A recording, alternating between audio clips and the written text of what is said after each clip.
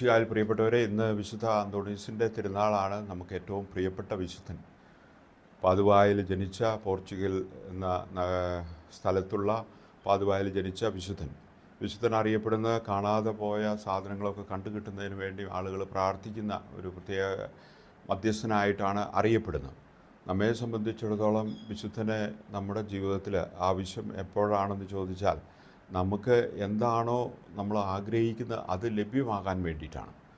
അത് ഒരുപക്ഷെ സ്നേഹമായിരിക്കാം, സൗഹൃദമായിരിക്കാം, അല്ലെങ്കിൽ ചിലപ്പോൾ ഒരുപക്ഷെ തമ്പുരാൻ്റെ കൃപയായിരിക്കാം, അല്ലെങ്കിൽ ചിലപ്പോൾ ഒരുപക്ഷെ രോഗശാന്തി ആയിരിക്കാം.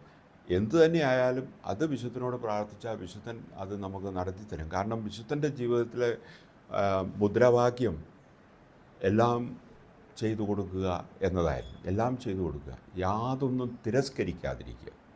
വിശുദ്ധൻ്റെ ജീവിതത്തിൽ എപ്പോഴും അങ്ങനെയായിരുന്നു. ആരെന്തു ചോദിച്ചാലും ജീവിച്ചിരുന്ന കാലത്ത് എന്തെങ്കിലും അതിന് ഒരു ചെറിയ സഹായമെങ്കിലും വിശുദ്ധൻ ചെയ്യുമായിരുന്നു. യാതൊരു കാരണവശാലും ഒന്നും തിരസ്കരിക്കാൻ പാടില്ല. അതായിരുന്നു അദ്ദേഹത്തിൻ്റെ ജീവിത മുഖമുദ്ര. അത് നമുക്കും സാധിക്കട്ടെ. നമ്മുടെ ജീവിതത്തിൽ എപ്പോഴും മറ്റുള്ളവരെ സഹായിക്കാനോ, മറ്റുള്ളവരെ നല്ല രീതിയിൽ മുന്നോട്ട് നയിക്കാനോ, അല്ലെങ്കിൽ ഏതെങ്കിലും വിധത്തിലൊക്കെ സഹായിക്കാൻ പറ്റുമെങ്കിൽ നമുക്ക് ചെയ്യാനായിട്ട് വിശുദ്ധൻ നമുക്ക് പ്രേരണയായി തീരട്ടെ.